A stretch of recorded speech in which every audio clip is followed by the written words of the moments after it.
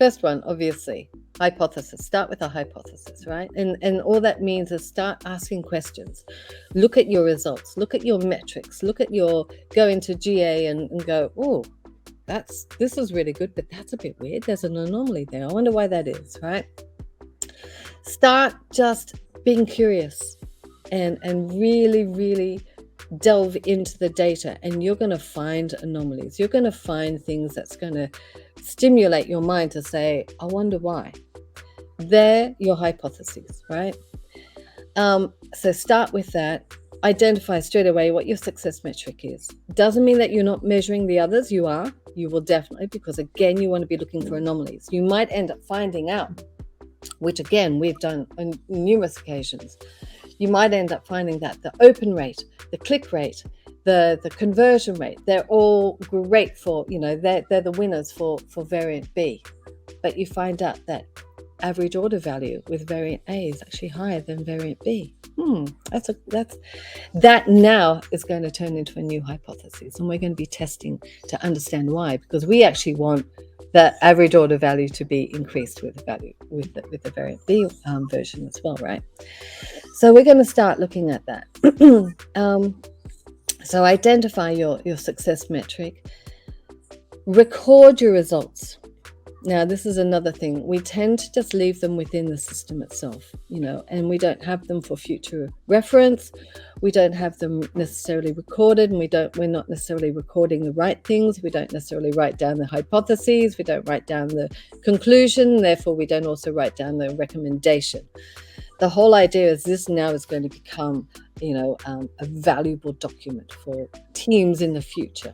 To actually have a look at and see what has been tested, why it's been tested, what has won, what were the learnings, were they applied, how have they been applied and delivered further results accordingly, and all the rest of it. So this is the kind of thing that we need to do. So even if you are using the system to do it, go in and manually just do it in Excel if you need to. That's not a problem. Just keep it there. And then this is also going to be providing you with food for thought, because you might say, well, we actually tested this offer 6 months ago, but the economy's changed.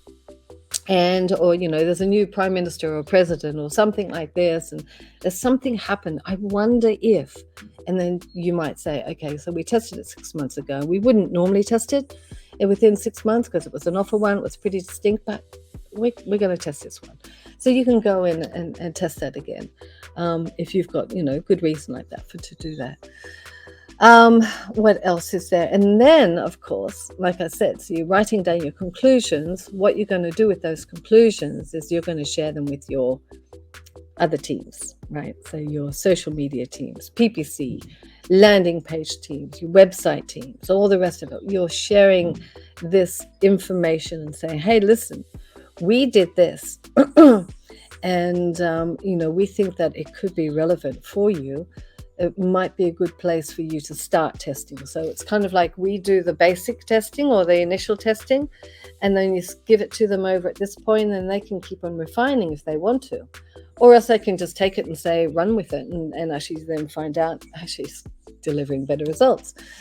So I think that's probably the last thing, which I think is often missed out. We tend to keep our results very much to ourselves. We might deliver them to the team at the team meeting or to the C-suite in a report or something like that. But then it's kind of like it's, okay, move on to the next thing. Whereas as a whole, the business itself can benefit from these test results. And not only that too, I've had a client, we help them with this.